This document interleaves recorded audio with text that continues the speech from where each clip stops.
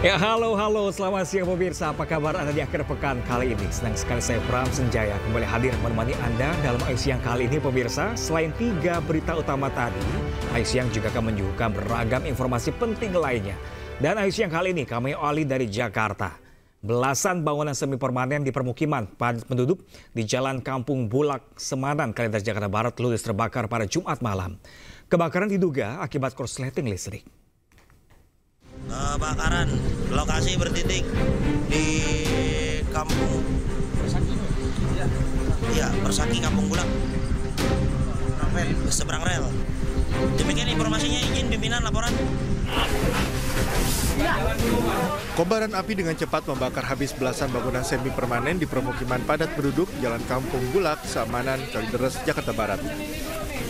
Hembusan angin kencang disertai banyaknya material bangunan yang terbuat dari kayu membuat api dengan cepat merembet dari satu rumah ke rumah lainnya. Petugas suku dinas pemadam kebakaran Jakarta Barat yang tiba di lokasi berjibaku melakukan proses pemadaman agar kobaran api tak meluas. Menurut warga, api pertama kali terlihat dari salah satu rumah yang ditinggal penghuninya mengaji. Akibat kejadian ini, 12 bangunan ludes terbakar yang diakibatkan oleh korsleting listrik. Dan saya langsung panik, ini dikunci depan kunci, saya lewat belakang, saya dobrak itu belakang Pak. Langsung alhamdulillah Pak Haji kena yang lagi sakit, posisi itu di ruangan itu ya, di atap rumah kamarnya, itu udah banyak api. Tak ada korban jiwa dalam peristiwa ini, api berhasil dipadamkan 1 jam kemudian setelah 18 unit mobil pemadam kebakaran Jakarta Barat diterjunkan ke lokasi. Dari Jakarta, Miftahul Gani, iNews melaporkan.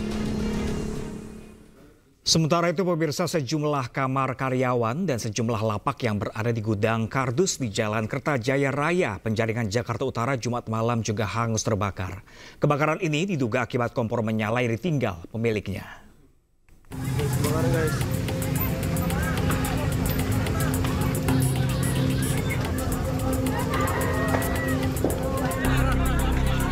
Dekat gudang online kebakaran.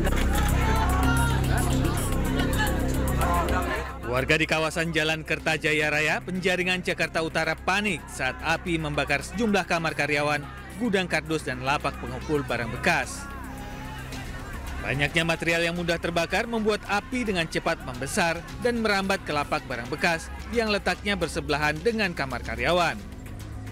Belum diketahui penyebab pasti kebakaran, namun diduga api akibat kompor yang ditinggal menyala oleh penghuni kamar karyawan. Itu apinya langsung gede gitu, Pak? Iya. Ini apa sih Bang kebakar, Pak? Banyak itu mes. Tadinya gudang, sekarang bikin mes. Ada orangnya, Pak?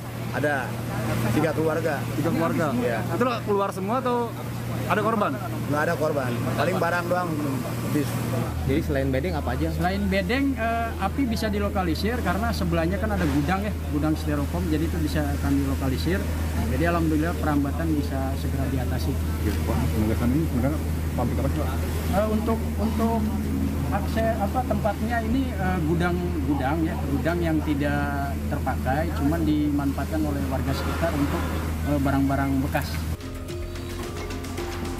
Api bisa dipadamkan setelah 15 unit mobil pemadam kebakaran dikerahkan ke lokasi. Tidak ada korban jiwa dalam peristiwa ini dan kasus kebakaran ini ditangani Polsek Penjaringan, Jakarta Utara. Dari Jakarta, Sofyan Firdaus, iNews melaporkan. Gedung Kementerian Komunikasi dan Digital Kemkomdigi di Jalan Merdeka Barat terbakar pada Sabtu dini hari, di mana titik api berasal dari lantai 8 gedung yang merupakan ruang IT.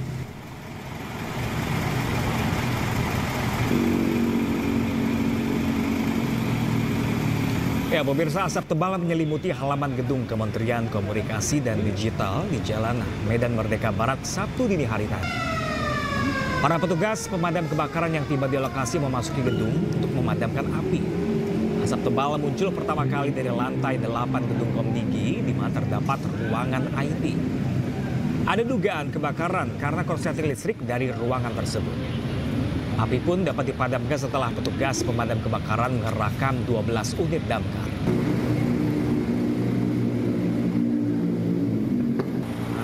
Yang terbakar adalah dari kabel listrik di lantai 8 di ruang IT.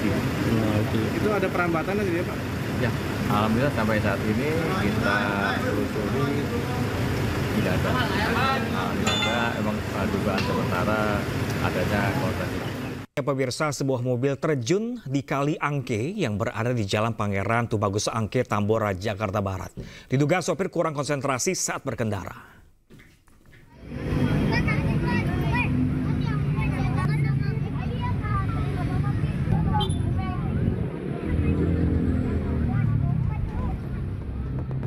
Sebuah mobil dengan nomor polisi BK 1700 FB terjun ke Kali Angke saat melintas di Jalan Pangeran Tubagus Angke, Tambora, Jakarta Barat. Menurut sopir, sebelum kejadian mobil melaju dari arah Pesing menuju Jelambar. Namun tiba-tiba sopir hilang konsentrasi sehingga mobil langsung terjun ke kali. Beruntung sopir beserta 2 orang penumpangnya berhasil keluar dari dalam mobil dengan kondisi selamat. Dari sana kita kemari tahunya sampai sini nggak kelihatan apa-apa, langsung belum udah tahunya di air. Bapak dari arah Pesing mau ke arah? Mau ke Jelambar. Ke Jelambar. Ini Bapak menghindari motor atau gimana Pak? Nggak ada.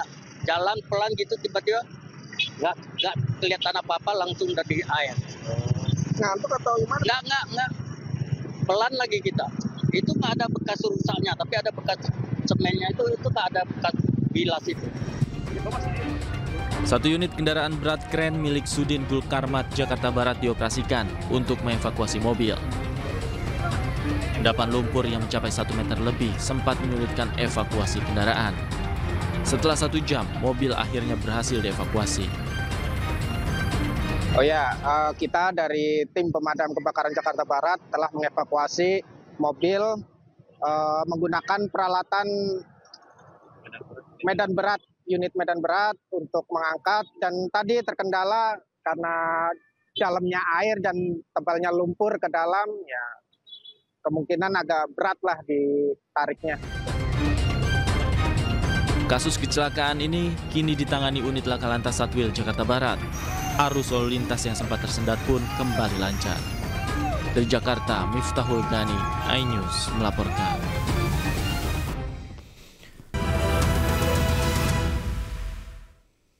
Kembali di Akhir Siang, pemirsa, banjir yang menerjang kawasan Jabodetabek mulai surut, salah satunya di kawasan Villa Nusa Indah 2 Bekasi. Namun endapan lumpur sedalam atau setinggi 50 cm dan sampah masih menggenang rumah warga.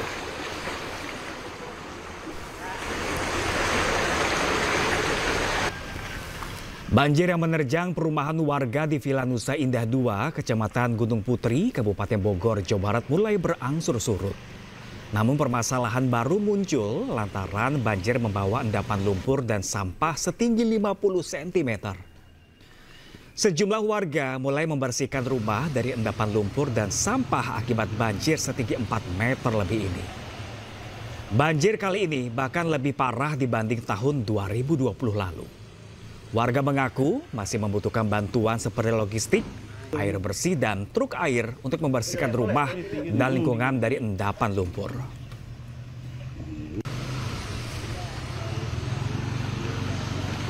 Naik deh.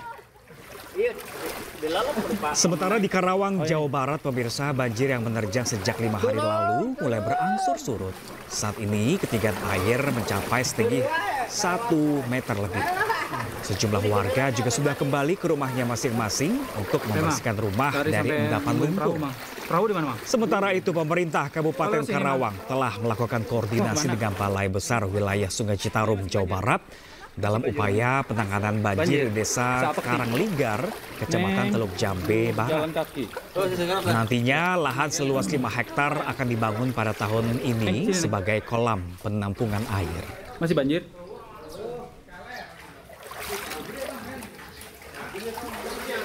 Naik deh. Iya, di lalu Pak menaik katanya. Oh ini. Tolong. Suri wae Karawang teh. Buli kedelanya apa mandi? Tema, cari sampai. Dan pemirsa, untuk mengetahui situasi terkini pasca banjir, sudah ada rekan kami Salam Rahmat di Villa Nusa Indah Kabupaten Bogor dan juga Rudi Setiawan di Karawang, Jawa Barat. Namun terlebih dahulu pemirsa, kita akan menyapa rekan kami Salam Rahmat yang saat ini berada di Bekasi, Jawa Barat. Halo, selamat siang rekan Salam. Salam, bisa Anda laporkan seperti apa sih kondisi pasca banjir yang terjadi beberapa hari lalu pada siang hari ini di sana? Ya, Pram dan juga pemirsa, inilah situasi terkini dari tempat kami melaporkan saat ini yang berada di kawasan Villa Nusa Indah 2 di kawasan Bojongkulur, Kecamatan Gunung Putri, Kabupaten Bogor, Jawa Barat. Usai banjir menerjang kurang lebih setinggi 4 meter di kawasan tempat kami melaporkan saat ini. Dan memang kalau terlihat di layar televisi Anda, memang untuk banjir sendiri saat ini atau ketinggian air saat ini sudah mulai surut. Namun memang banjir kali ini turut membawa material seperti endapan sampah dan juga endapan lumpur yang begitu tebal. Namun memang kalau dari tempat kami melaporkan saat ini untuk ketinggian lumpur ini berada di kisaran 5-10 cm. Namun kalau di bagian terparahnya begitu di kawasan, masih di dalam satu kawasan tempat kami melaporkan, ini memang untuk ketinggian paling parah untuk endapan lumpur ini masih setinggi kurang lebih 50 cm.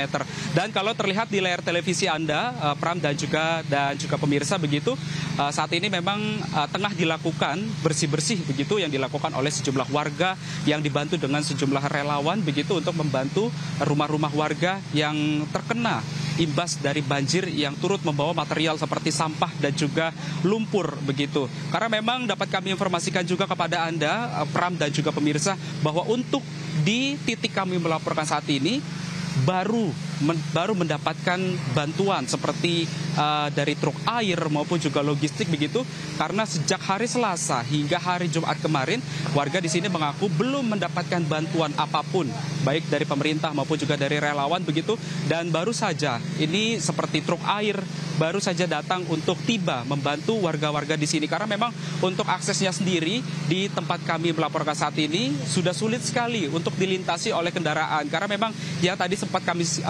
utarakan begitu kepada Anda, Pram dan juga pemirsa, bahwa untuk endapan lumpur sendiri di kawasan ini menggenangi kurang lebih setinggi 50 cm. Saya akan mengajak Anda, Pram dan juga pemirsa, untuk melihat lebih dekat bagaimana situasi terkini di kawasan tempat kami melaporkan saat ini. Dan memang saat ini dari sejumlah warga tengah melakukan bersih-bersih begitu ya, yang memang untuk material ataupun juga furniture atau barang-barang rumah warga saat ini memang masih banyak sekali yang harus diungsikan begitu. Kita bincang-bincang sedikit dulu. Halo, selamat siang Mbak. Ini dengan Mbak siapa namanya Mbak? Saya dengan Via. Mbak Via, bisa diceritakan Mbak bagaimana kondisi rumahnya saat ini Mbak? Kondisi rumah saat ini ya seperti yang dilihat, barang-barangnya itu semuanya kan kena lumpur kering, udah kena lumpur, sudah kering gitu kan. Jadi kayak sekarang sih gitu untuk lumpur-lumpur masih ada sedikit gitu. Nah di sini sih alhamdulillah di sekitaran rumah lumpurnya udah agak kering sih ya gitu kan. Cuman ada di beberapa tempat yang tetangga tuh kayak masih lumpurnya masih sebetis gitu loh Mas, karena gulung-gulungnya macet gitu.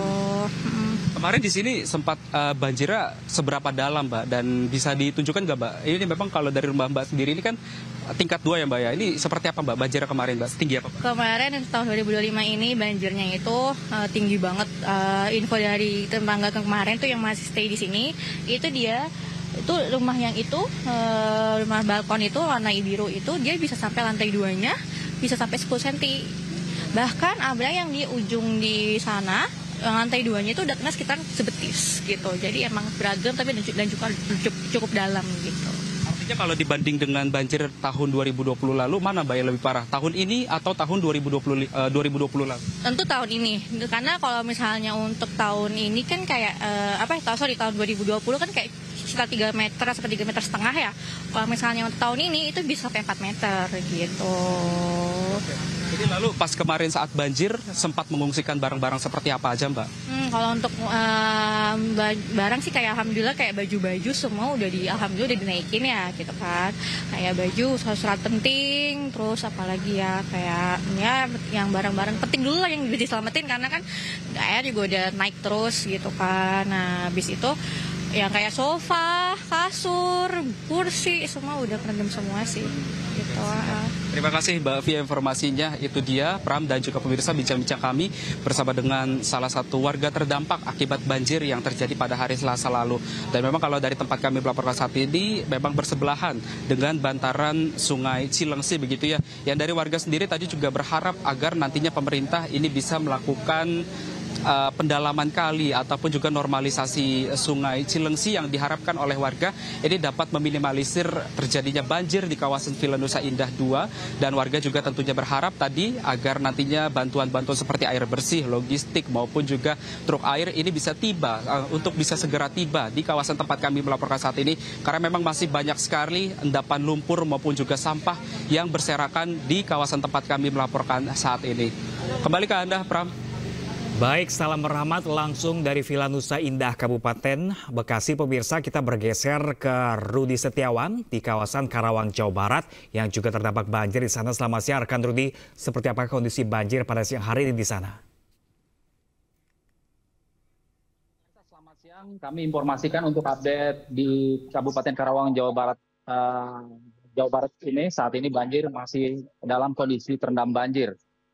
Dari 2 dusun yang berada di Kecamatan Teluk Jambe Barat ini, kondisi air memang ini cukup masih tinggi, antara sekitar 1 meter hingga 1,5 meter. Sebelumnya pada hari sebelumnya banjir di desa Kalangligar yang berada di dusun Kampek maupun di desa maksud saya di dusun Pengasinan dan dusun Kalangligar ini memang banjir mulai berangsur surut. Namun di tempat saya ini, persis di belakang saya ini dalam kondisi masih terendam banjir. Adapun bisa saya gambarkan di belakang saya ini kurang lebih banjir yang tadinya untuk diakses jalan, yang tadinya hanya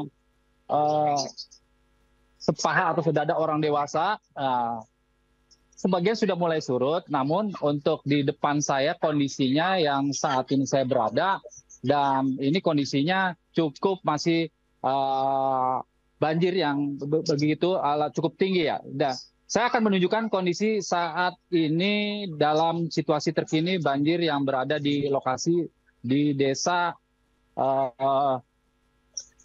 Kalangligar, dusun Kampek. Ya, ini kondisi terkini, saudara. Ini saya terpaksa harus menggunakan perahu karet, bukan perahu karet, maksud saya perahu kayu.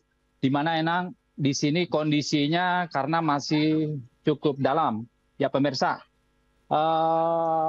berbeda memang sehari sebelumnya. Kalau kemarin itu lebih parah. Kemarin itu hampir ya masih ini ya, sampai ada yang sepintu, bahkan ada yang hampir nyaris masih seatap. Tapi di sini sedikit memang ada sedikit ada perubahan, air juga debitnya sudah mulai turun. Namun perlu diketahui bahwa untuk di lokasi dusun Kampek sendiri, untuk debit air ini terbilang cukup lama. Karena kultur tanahnya diketahui oleh masyarakat sendiri di sini dirasakan banjir ini cukup lama, surutnya cukup lama. Kalaupun harus menggunakan pompa, nah ini dia tidak bisa ada pembuangan airnya, sehingga masyarakat juga kesulitan. Jadi banyak yang mereka pasrah. Ya ini banyak warga yang sepertinya masih berada di lokasi-lokasi banjir. Banyak warga yang pada hari ini, pemirsa, mereka ini hanya datang untuk melihat untuk apakah barang-barang mereka masih bisa dapat diselamatkan. Perlu diinformasikan untuk banjir di desa Kalangligar, dusun Kampek ini banyak barang-barang yang mengalami kerusakan yang cukup parah. Bisa Anda lihat gambar yang saya tunjukkan di depan ini. Banyak barang-barang yang berserakan atau rusak, bahkan seperti beras yang dimiliki oleh banyak warga itu banyak yang sudah tidak terpakai lagi. Dan saya mau tanya, Ibu ini, Ibu mau kemana nih, Bu? Ya, Ibu. Ke rumah. Ibu mau ke rumah. Rumahnya di mana posisi? Di paling ujung. Masih dalam nggak airnya? Airnya masih dalam nggak? Masih. Masih. Setinggi apa? Setinggi leher orang dewasa. Dewasa. Nah ini sekarang Ibu mau tujuan mau ngapain? Mau ngeliat? Mau ngeliat aja. Atau mau ngambil barang ada? Barang apa yang diambil? Kulkas, mesin cuci, sama TV yang kejebak di dalam. Ada. Kerendam nggak itu TV-nya? Ya, kerendam pasti. Orang ditaruhnya cuma di atas ini aja, di atas ranggon gitu. Di atas ranggon. Ya. Sebelah mana bisa tunjukin? Yang paling ujung. Yang paling ujung. Paling tinggi, ketinggiannya sampai 4 meter. Oh iya. 4 meter Ibu ya? Iya. Oh ya, ya, pemirsa untuk banjir Ibu ini, Ibu maaf dengan siapa namanya? Komaria. Ibu Komaria. Ya, Ibu Komaria menjelaskan bahwa rumahnya memang paling berujung dan kebetulan berseberangan dengan, maksud saya berdekatan dengan area persawahan. Karena memang di sini area persawahan juga hampir menjadi lautan, dia hampir tenggelam karena debit air di sini ketinggian cukup tinggi.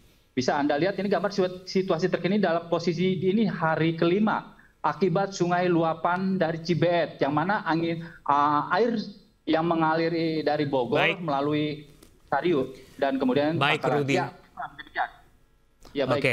Baik Rudi, terima kasih banyak atas informasi langsung dari Karawang, Jawa Barat. Tetap berhati-hati di sana dan terima kasih juga untuk Salam Rahmat langsung dari Bekasi, Jawa Barat. Terima kasih dan selamat bertugas kembali rekan-rekan. Ya pemirsa, dampak hujan deras yang terjadi pada Kamis malam lalu selain menyebabkan banjir dan longsor membuat jembatan Cidadap Kabupaten Sukabumi, Jawa Barat amblas sedalam 5 meter. Akibatnya arus lalu lintas menuju Pelabuhan Ratu terputus dan tidak bisa dilalui kendaraan dari 2 arah.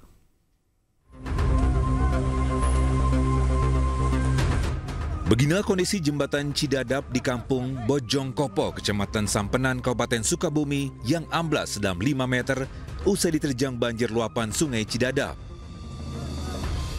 Jembatan sepanjang 50 meter dengan lebar 8 meter ini terputus hingga tidak bisa dilintasi kendaraan roda 4 maupun roda 2 untuk sementara waktu. Padahal jembatan tersebut merupakan akses satu-satunya warga beraktivitas perekonomian dan pendidikan. Akibat kejadian ini, Satlantas Polres Sukabumi melakukan rekayasa lalu lintas. Sudah ada tanda atau himbauan untuk mencegah masyarakat ataupun kendaraan yang masuk dari menuju ke arah sini, Bang.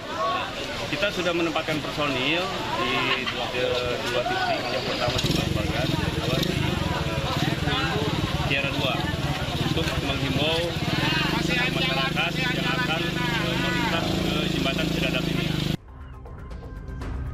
Pihak kepolisian sudah memasang rambu peringatan di setiap titik rawan longsor. Selain itu, pihaknya juga telah berkoordinasi dengan instansi berwenang untuk langkah penanganan darurat. Dari Sukabumi, Jawa Barat, Budi Setiawan, iNews melaporkan. Banjir bandang juga menerjang 4 desa di Kabupaten Bojonegoro, Jawa Timur, pemirsa. Akibatnya ratusan rumah terendam dan belasan diantaranya rusak. Ambrol, guys. Jembatannya ambrol. Ya Allah. Inilah detik-detik saat peristiwa banjir bandang yang menerjang wilayah Kecamatan Gondang, Kabupaten Bojonegoro. Derasnya terjangan air membuat sebuah jembatan terputus. Astagfirullahaladzim. Ya Allah, apa ini? Data sementara di Badan Penanggulangan Bencana Daerah Bojonegoro, 4 desa terdampak akibat banjir bandang ini. Di antaranya Desa Senganten, Sambungrejo, Pajeng, serta Desa Gondang. Sementara itu terdapat 315 rumah yang terendam banjir dengan ketinggian hingga lebih dari 1 meter. 17 rumah di antaranya rusak, bahkan 1 rumah hanyut terbawa terjangan air. Fasilitas umum seperti puskesmas juga sempat lumpuh terendam banjir. Dan hingga saat ini, BPBD Bojonegoro masih berupaya melakukan pendataan terkait dampak yang ditimbulkan akibat banjir bandang ini. Dari Bojonegoro, Jawa Timur, Dedi Mahdi, iNews melaporkan. Presiden Prabowo Subianto memanggil sejumlah pengusaha nasional ke Istana Kepresidenan membahas strategi pengelolaan aset nasional. Selengkapnya sesaat lagi pemirsa, tetaplah bersama kami di iNews.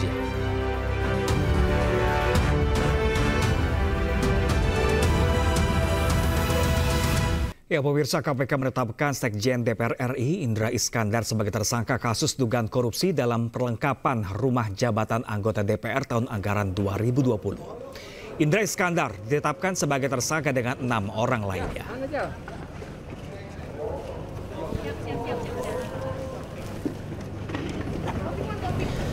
Meski telah ditetapkan sebagai tersangka, KPK belum melakukan penahanan terhadap Indra Iskandar dan 6 tersangka lainnya. Indra Iskandar dan 6 orang dijadikan tersangka oleh KPK dalam kasus dugaan korupsi pengadaan perlengkapan rumah jabatan anggota DPR tahun anggaran 2020. Penahanan ke-7 tersangka masih menunggu penghitungan kerugian keuangan negara. KPK juga belum merinci siapa ke-6 tersangka lainnya.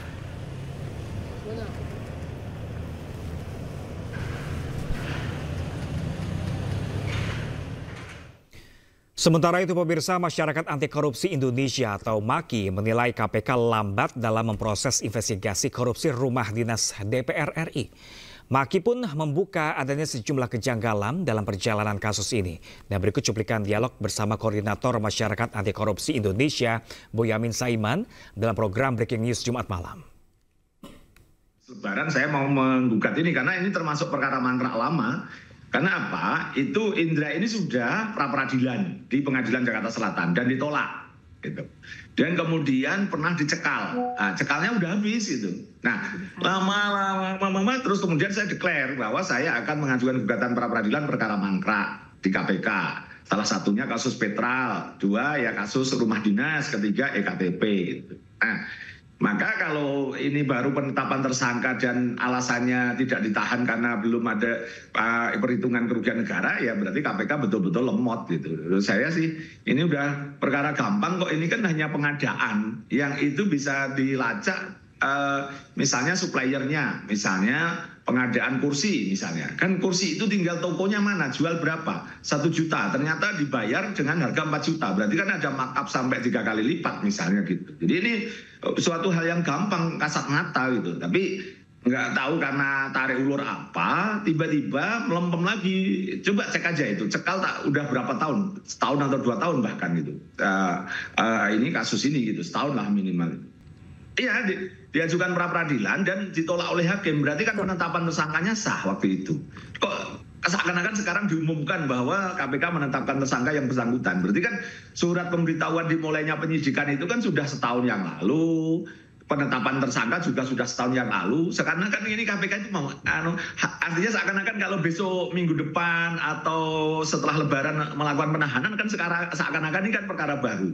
Kan jadi aneh gitu. Jadi menurut saya KPK ini mau serius nggak sih memberantas korupsi, dan berikutnya ini perkara gampang, mestinya sudah selesai setahun yang lalu gitu. Informasi lain pemirsa, Gubernur dan Wakil Gubernur Jakarta Pramono Anung dan Rano Karno mendatangi Kejaksaan Agung Jumat pagi. Pramono selaku Gubernur meminta Kejaksaan Agung dapat mengawal program Pemprov. Gubernur beserta Wakil Gubernur Jakarta Pramono Anung dan Rano Karno mendatangi Kejaksaan Agung Jumat pagi. Keduanya meminta Kejaksaan Agung untuk mengawal program-program dari Pemprov Jakarta. APBD Jakarta menjadi salah satu yang terbesar. Oleh karena itu, Pramono meminta bantuan Kejaksaan Agung untuk mendampingi program-program Pemprov Jakarta selama ia menjabat. Penting baginya dalam pelaksanaan kegiatan pembangunan khususnya di Jakarta tidak ada hal yang bertentangan dengan peraturan perundang-undangan. Menurut Pramono, Pemprov Jakarta memerlukan pendampingan Kejagung untuk menghindari oknum-oknum yang memanfaatkan hal tersebut. Secara khusus saya mohon kepada Kejaksaan Agung untuk mendampingi Jakarta di dalam berkontribusi untuk membangun bangsa ini. Karena Jakarta bagaimanapun sekarang ini menjadi pusat perekonomian global dan menjadi epicentrum ekonomi Indonesia. Jakarta memberikan kontribusi terbesar dibandingkan dengan daerah-daerah lain. 11% dari PDB, APBD-nya lebih dari 91 triliun.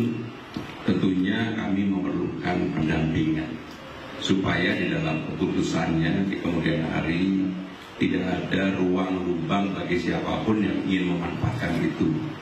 Bahkan di awal sebagai laporan juga kepada Bapak Jaksa Agung, kami telah dan akan mengadakan audit yang ada supaya nanti pemerintahannya betul-betul bisa berjalan dengan baik. Kejaksaan Agung pun menyatakan siap memberikan pendampingan hukum bagi pemerintah Provinsi Jakarta untuk pembangunan ke depan. Saya meminta untuk Kejaksaan melakukan pendampingan agar dalam pelaksanaan kegiatan pembangunan khususnya Jakarta tidak ada hal-hal yang akan bertentangan dengan peraturan perundang-undangan. Dalam hal ini, Gubernur Jakarta Pramono Anung juga sudah melakukan audit untuk memastikan pemerintahan berjalan dengan baik. Dari Jakarta, Naura Syafiqah, Rizky Julianto, iNews melaporkan. Sementara itu pemirsa, hasil sidang etik Universitas Indonesia memutuskan disertasi Menteri SDM Bahlil Lahadalia harus diperbaiki. Kampus UI juga meminta Bahlil meminta maaf secara terbuka.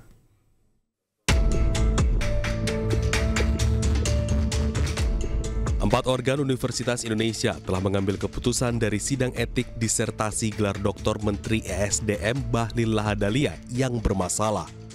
Keempat organ itu adalah Rektorat, Dewan Guru Besar, Senat Akademik, dan Majelis Wali Amanat. Sidang etik itu menghasilkan keputusan untuk melakukan pembinaan terhadap promotor, direktur, kaprodi, dan mahasiswa terkait yaitu adalah Bahlil Lahadalia. Bentuk pembinaannya adalah penundaan kenaikan pangkat untuk promotor dan kaprodi. Sementara Bahlil diminta memperbaiki disertasinya sesuai dengan ketentuan yang berlaku dan meminta maaf kepada publik. Pembinaan ini dilakukan mulai dari penundaan kenaikan pangkat untuk jangka waktu tertentu, permintaan permohonan maaf pada sivitas akademisi, dan juga peningkatan kualitas disertasi serta publikasi ilmiah.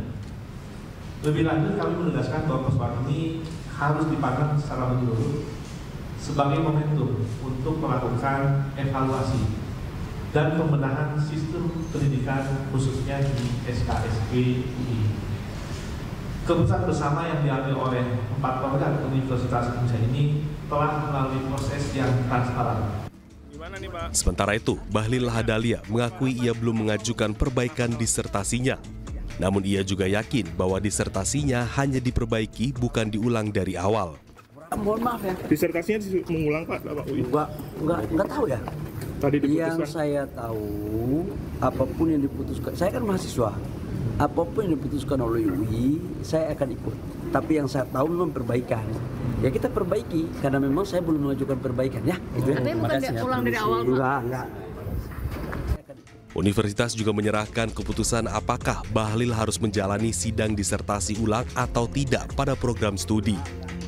Tim Liputan iNews melaporkan. Ya pemirsa, Presiden Prabowo Subianto memanggil lagi sejumlah pengusaha nasional ke Istana Kepresidenan Jakarta pada Jumat kemarin. Sejumlah pengusaha yang diundang mulai Sugianto Kusuma alias Aguan, Antoni Salim, Boy Thohir hingga Tommy Winata. Bahas apa sih Pak sama Presiden? Oh enggak, ini Bapak mengutarakan program-program Danantara, makan gizi gratis, perumahan, terus ya kita semua para pengusaha dan Kadin semua ya mensupport karena memang itu bagus sekali untuk Indonesia lah gitu. Jadi karena kan kita banyak tahu masih banyak saudara-saudara kita yang masih berkekurangan, anak-anak kita yang masih kurang gizi segala macam gitu. Itu aja sih. Aspek yang paling signifikan diminta oleh Presiden itu perihal apa? Ya kita diminta semua pihak, baik itu pengusaha, baik itu masyarakat menengah, baik itu individu, baik semualah kita bergotong royong bersama-sama membangun negara ini gitu. Karena memang kalau bukan kita siapa lagi kan gitu.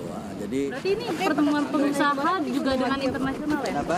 Kayak kemarin bertemu Presiden, hari ini diundang lagi gitu. Kita salah satu yang diundang. Banyak kok, ada yang lain dari Kadin, Pak Arsyad, Pak Anin, Pak Khairul Tanjung, semua. Banyak, rame-rame semua. Iya. Ini pembahasannya spesifiknya soal apa Pak? Kalau boleh tahu Pak? Katanya diskusi ekonomi katanya sih. Ya. Ada tamu negara lain juga katanya Pak? Saya malah nggak tahu.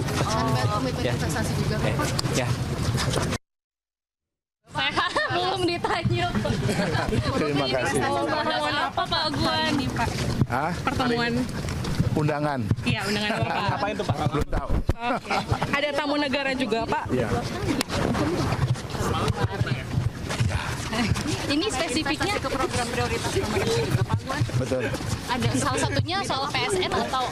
Bukan. MBG atau banyak. MBG salah satunya? Banyak dibahas. Tapi dua itu termasuk investasi Pak. Oke, thank you.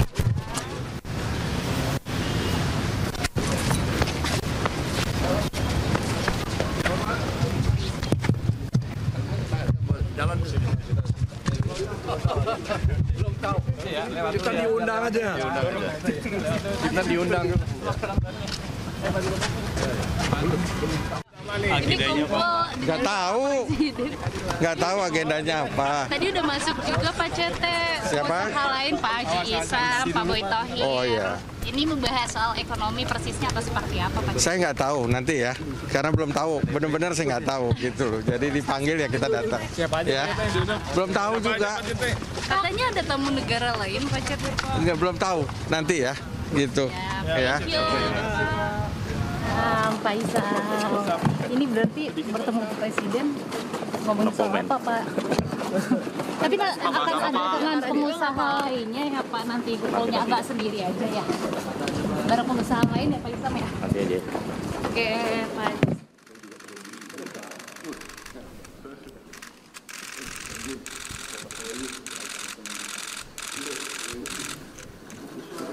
Ya pemirsa, di Istana Kepresidenan, Presiden bersama Menteri dan para pengusaha menggelar pertemuan dengan investor global Ray Dalio guna membahas strategi pengelolaan aset nasional serta peningkatan investasi Indonesia. Presiden juga memaparkan seputar Badan Pengelolaan Investasi dan Antara yang baru saja diresmikan Februari kemarin, serta membahas penciptaan lapangan kerja di Indonesia. Sehari sebelumnya, Presiden Prabowo juga mengundang 8 pengusaha nasional ke Istana membahas sejumlah program pemerintah, salah satunya Danantara. Untuk membangun, kan, ciptakan lapangan pekerjaan. Ya. Ada kesepakatan nggak Pak? Tadi di dalam lebih bahas apa? Penciptaan lapangan pekerjaan. Itu yang jadi fokus pertama ya? Iya, penciptaan lapangan pekerjaan. Bapak tadi bilangnya ada jubir gitu deh. Pokoknya ada penciptaan lapangan pekerjaan, juga supaya masyarakat lebih baik hidupnya, lebih makmur. Di bidang apa? Dan segala macam. Ini merespon soal maraknya PHK ya Pak? PHK ya Pak? Ya, kita masuknya supaya ke depan PHK selesai. Ada disinggung soal Danantara nggak Pak tadi? Tadi kan soal pembicaraan. Diduga usia bangunan masjid yang sudah tua, atap masjid ambruk. Beruntung tidak ada korban luka ataupun korban jiwa. Nunggu beton sebelah nunggu kanopi rempak, kalau kanopi rempak baru. Atap Masjid Baitur Rahmat di Desa Brakas, Kecamatan Raas, Sumeneb, Jawa Timur ambruk. Sebelum ambruk, takmir yang saat itu berada di dalam bersama salah seorang warga sedang mengaji sembari menunggu waktu sholat Isya dikejutkan dengan adanya suara retakan. Kemudian tidak lama berselang dari suara retakan, tiba-tiba atap teras masjid ambruk. Beruntung saat bangunan masjid ambruk, masyarakat belum banyak yang datang untuk menunaikan sholat Isya dan tarawih. Diduga karena usia masjid yang sudah tua menjadi penyebab bangunan ambruk.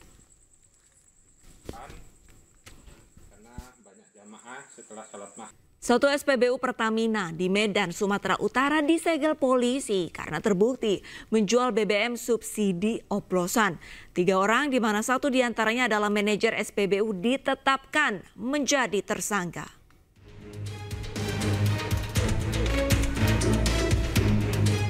Satu SPBU Pertamina di Jalan Flamboyan Raya Medan Tuntungan disegel polisi setelah ditemukan praktik pencampuran BBM Pertalite dengan BBM Oktan 87 yang bukan produk Pertamina. Ketiga tersangka di mana 1 diantaranya manajer SPBU menggunakan truk tangki distribusi produk Pertamina yang sudah habis kontraknya.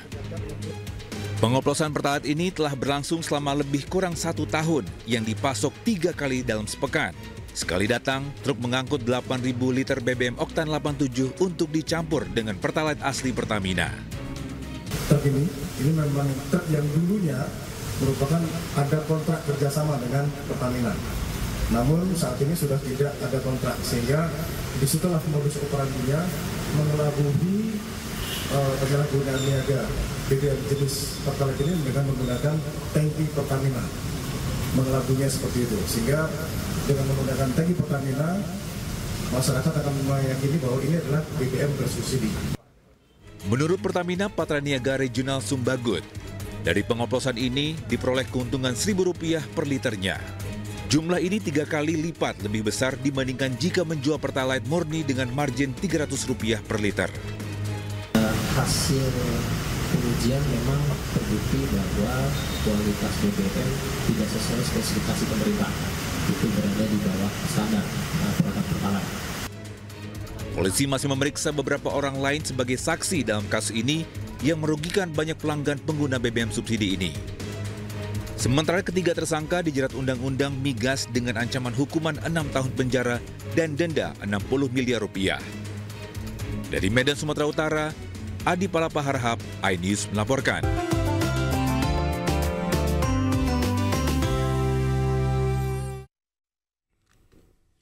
Pemirsa, di bulan Ramadan, Pasar Tanah Abang, Jakarta Pusat ternyata tidak hanya dipadati warga yang berburu pakaian.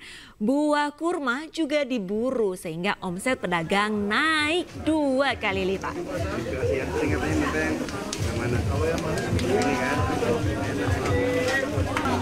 Bulan Ramadan, para pedagang kurma di Pasar Tanah Abang juga kebagian berkah. Omset mereka meningkat karena banyak warga yang berburu buah khas Timur Tengah ini.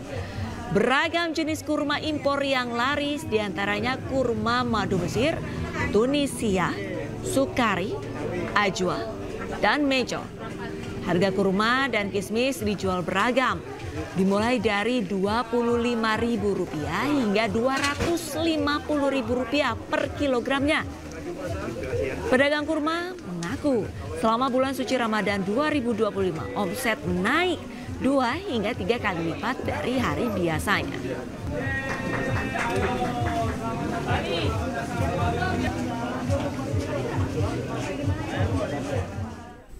Pemirsa, untuk mengetahui situasi terkini di Pasar Tanah Abang di bulan Ramadan, kita sudah terhubung dengan rekan kami Syahreza Zanski. Selamat siang, Syahreza. Selain kurma, hal apa lagi yang paling dicari masyarakat di Pasar Tanah Abang?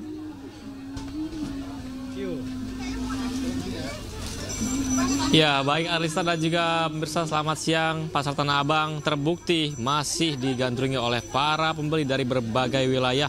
Dan memang saya berada di Blok F tentunya, Arista dan juga pemirsa, kami melihat banyak sekali para pembeli yang memborong beberapa produk, baik itu makanan ataupun busana. Dan yang paling ramai ternyata adalah penjualan kurma dan juga kismis. Dan saya berada di salah satu toko kurma. Inilah dagangannya. Ada kurma, ada kismis, dan juga beberapa makanan-makanan untuk menyambut suasana puasa tentunya. Dan memang diakui ini penjualan begitu meningkat jika dibandingkan hari-hari biasa, meningkat 2 hingga 3 kali lipat.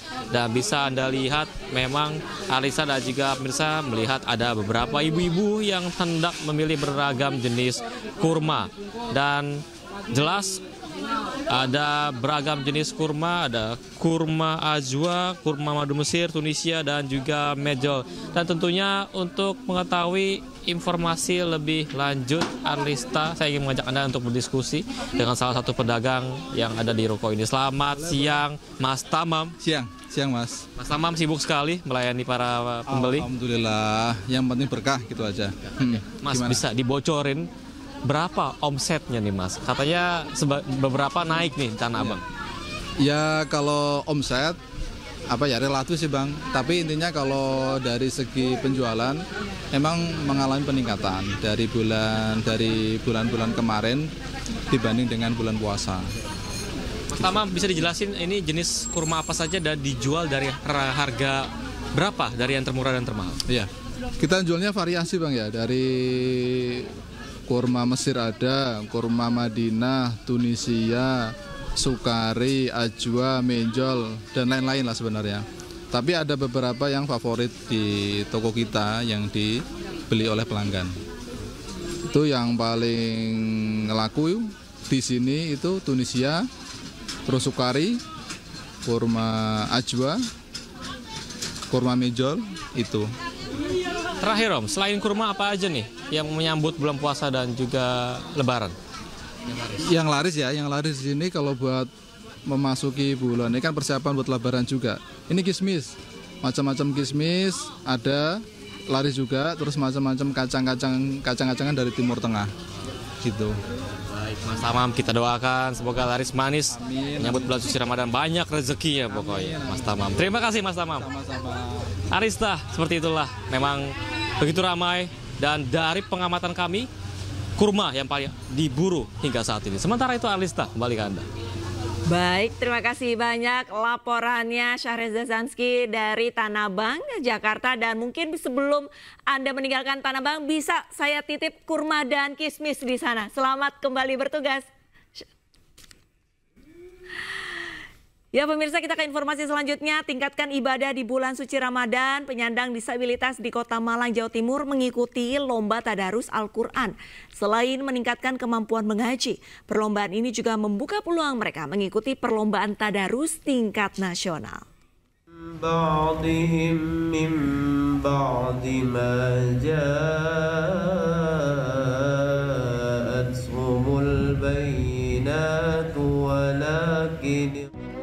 Senandung ayat suci Al-Quran ini dilantunkan oleh hamba Allah yang memiliki keterbatasan.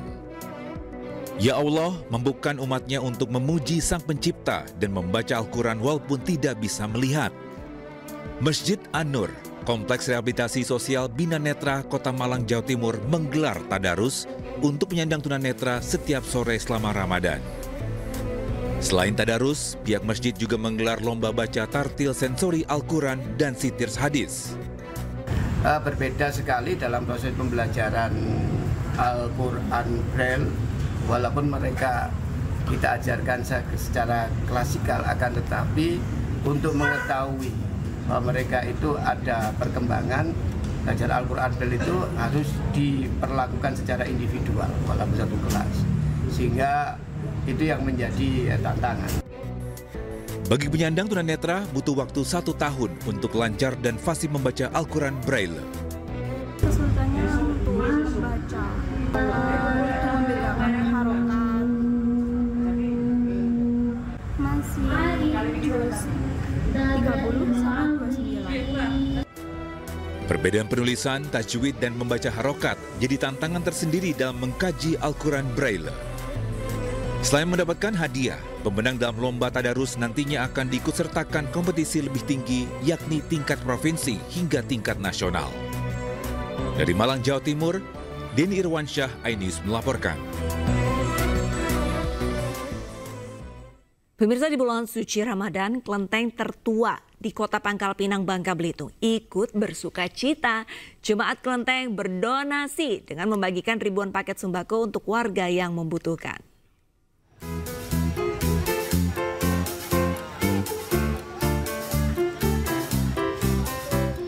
Ada yang berbeda dengan suasana di halaman kelenteng Kuantimiau, Bangka Belitung di bulan Ramadan kali ini. Kelenteng tertua berusia lebih dari 200 tahun di Kota Pangkal Pinang ini membagikan 2.300 paket sembako berupa beras, minyak sayur, serta mie instan kepada masyarakat yang membutuhkan. Bantuan diberikan kepada masyarakat muslim maupun non-muslim agar dapat menjalankan ibadah Ramadan lebih khusyuk. Kegiatan sosial ini merupakan hasil donasi dari Jemaat Kelenteng Kuantimiau dan masyarakat Tionghoa yang sudah dipersiapkan sejak awal tahun. Kan lebih mengurangi beban berbelanja juga kan, ya kanjil, ya kan dapat rezeki kan nggak mungkin ditolak kan. Memandangkan suku agama, kami melihat semua saudara-saudara kita yang pantas untuk menerima, kita diskusikan impon tersebut melalui keputusan masing-masing. Bisa dapat sedikit meringankan beban mereka, apalagi terutama kita lihat ini bulan suci Ramadan, ya mudah-mudahan dengan sedikit bantuan ini dapat sedikit mengurang beban mereka. Aksi sosial saat Ramadan ini menunjukkan semangat toleransi dan kepedulian antar umat beragama, sekaligus memperkuat kebersamaan di tengah keberagaman di Pangkal Pinang. Dari Pangkal Pinang, Bangka Belitung, Haryanto, iNews melaporkan. 44 pimpinan DPC di wilayah Jakarta mengikuti buka puasa bersama jajaran pengurus DPW Partai Perindo DKI Jakarta di kantor DPP Partai Perindo Menteng, Jakarta Pusat. Pada kegiatan ini sejumlah anak yatim piatu serta disabilitas turut diundang untuk merasakan kebahagiaan dari partai yang dipimpin Angela Tanu Sudibyo ini. DPW Partai Perindo Jakarta berbagi kebahagiaan bersama anak yatim piatu dan disabilitas saat menggelar buka puasa bersama di kantor DPP Partai Perindo Menteng, Jakarta Pusat. Selain berbuka puasa, Partai Perindo juga memberikan santunan pada anak-anak yatim piatu dan disabilitas yang hadir.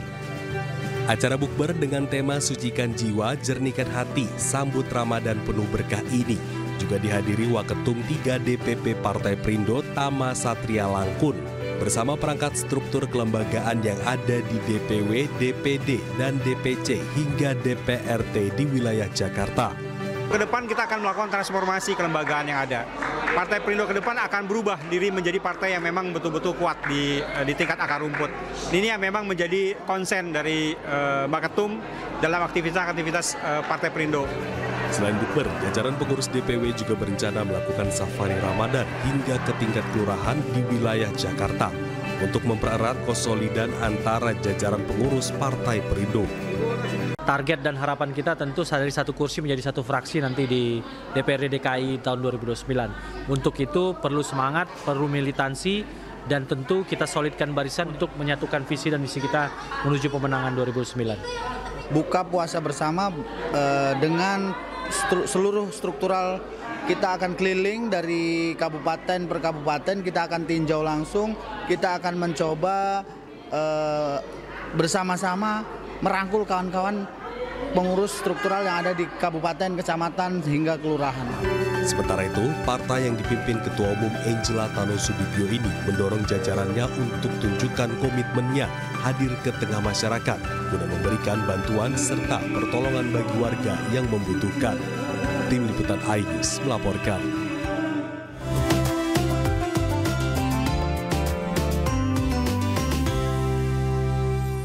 Terinspirasi dari Masjid Nabawi dan Masjidil Haram di Mekah, perusahaan parfum lokal Indonesia meluncurkan parfum untuk masjid. Di bulan Ramadan kali ini, 1000 masjid di Pulau Jawa akan menjadi target untuk diwangikan.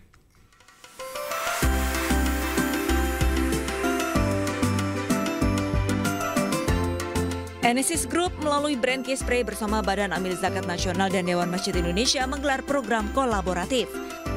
Acara ini sekaligus diadakan buka puasa bersama di kantor Dewan Masjid Indonesia Matraman, Jakarta Timur pada Jumat sore. Program kolaboratif ini dihadiri Ketua Umum DMI Yusuf Kala, Ketua Basnas RI Nur Ahmad, hingga Direktur Pemasaran Enesis Group Jo Selahap Semidal. Dalam tema Sambut Bulan Suci Menebar Wangi di 1000 Masjid, Enesis meluncurkan parfum masjid dengan produk Kispray aroma kasturi. Harapan kita sih ya masjid-masjid yang memang pertama ramai, tapi kedua juga yang perlu diwangikan ya. Karena pengalaman saya juga kalau ke daerah gitu ya, kadang masjid itu kan ada juga yang anginnya tuh nggak bagus ya, sehingga habis kita wudhu itu karpetnya biasanya suka bau apek. Yang gitu-gitu sih kita sangat sekali ingin dibantu karena Kispray Kasturi ini anti kuman dan antibakteri. Jadi itu gunanya ya. Kemudian kita juga berani bilang, oh ya silakan pakai di mukena, sejadah, karena memang aman untuk kulit juga. Sementara itu, Ketua Umum Dewan Masjid Indonesia mengapresiasi program ini. Masjid harus bersih. Ya karena itu kita berikan banyak alat-alat pembersih ke masjid-masjid di Indonesia. Kedua, orang masuk masjid itu disunahkan wangi. Jadi kalau jamaah saja, apalagi masjidnya, jadi baguslah. Diharapkan peluncuran produk baru banyak masyarakat yang lebih nyaman beribadah di dalam masjid. Kebersihan dan kewangian masjid tentunya menjadi tugas jemaah, tak hanya marbot atau petugas masjid. Dari Jakarta, Abdul Aziz dan Di Bernardi, iNews melaporkan. MNC Peduli turut mendukung program peternakan terintegrasi ramah lingkungan di Kabupaten Kebumen, Jawa Tengah. Selain menggunakan bahan baku yang ada di lingkungan sekitar, program ramah lingkungan ini menjadi pilihan pemerintah Desa Grenggeng karena menggunakan metode yang sederhana dan tidak mengeluarkan bau. Grenggeng Kebumen terapkan program peternakan terintegrasi ramah lingkungan. Program ini memanfaatkan sampah organik yang diolah menggunakan metode biokonversi maggot yang menghasilkan pakan untuk penggemukan ayam potong dan ikan lele. Penerapan konsep ekonomi hijau yang berkelanjutan dalam peternakan terintegrasi ini mendapat dukungan dari MNC Peduli yang hadir langsung ke Desa Grenggeng, Kecamatan Karanganyar, Kabupaten Kebumen, Jawa Tengah. MNC Peduli sangat mendukung kegiatan ekonomi hijau dengan kegiatan ramah lingkungan ini, kita berharap perekonomian warga di desa ini akan meningkat dan juga akan membuka lapangan pekerjaan baru. Selain mampu meningkatkan efisiensi dan produktivitas peternakan, metode peternakan integrasi ramah lingkungan ini juga tidak mengeluarkan bau yang dapat mengganggu masyarakat sekitar. Budidaya maggot untuk pakan ternak, ayam, dan untuk perikanan, lele ataupun nila. Ampasnya itu menjadikan pupuk yang super. Ya, menjadikan pupuk organik yang bagus untuk pertanian. Dengan adanya kegiatan pembesaran ternak ayam ini, jadi warga di sini bisa mendapatkan suatu pekerjaan untuk menunjang ekonomi sehari-hari. Program peternakan terintegrasi ramah lingkungan ini diharapkan dapat meningkatkan perekonomian dan membuka peluang usaha serta lapangan pekerjaan bagi warga desa.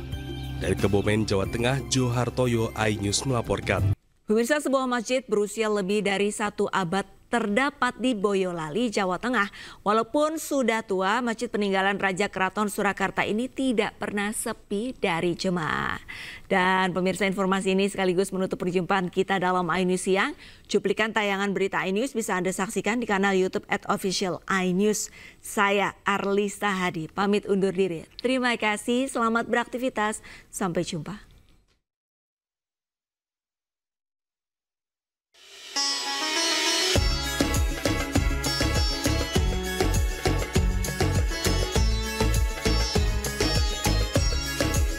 Barang siapa membangun masjid karena Allah, akan dibangunkan Allah rumah untuknya di surga. Ya, hadis ini dari HR Bukhari dan Muslim yang menjadi pedoman umat muslim mendirikan sebuah masjid. Nah, ada sebuah masjid yang dinamakan Masjid Cipto Mulyo di Boyolali berdiri sejak zaman pemerintahan Paku Buwono X.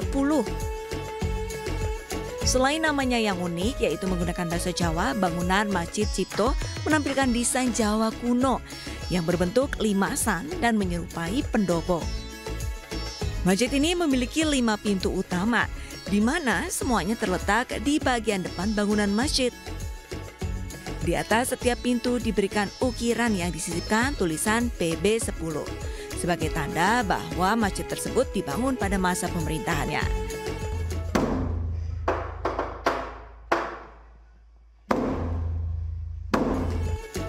Bahkan beduk dan kentongan masih asli sejak zaman dulu hingga saat ini dan masih digunakan. Ini masih asli semua. Iya, beduk, kentongan, mimbar, pintu-pintu itu masih asli semua. Belum ada diganti total, belum ada. Ya, renovasi saja. Perbaikan saja. Nah, total enggak ada. Nah, tambahan di depan itu ada tambahan itu karena jamahnya kan bludak begitu bahasa Jawa. Nah, itu tambahan itu kalau tidak diberi itu jamahnya kepanasan, ya mesake gitu. Ya, tentrem lah. Tentrem, nyaman. Udah agak lama sih sholat di sini. Zuhur sama asar ya. Walaupun usianya sudah 120 tahun, bangunan masjid ini masih kokoh. Para jamaah masjid pun masih ramai mendatangi dan beribadah di dalam masjid. Menurut sejarah, masjid ini dibangun oleh Raja Keraton Surakarta pada hari Selasa 24 Jumadil Akhir tahun 1838 Hijriah atau tepatnya tahun 1905 Masehi. Dari Boyolali, Jawa Tengah, Tata Rahmanta, iNews melaporkan.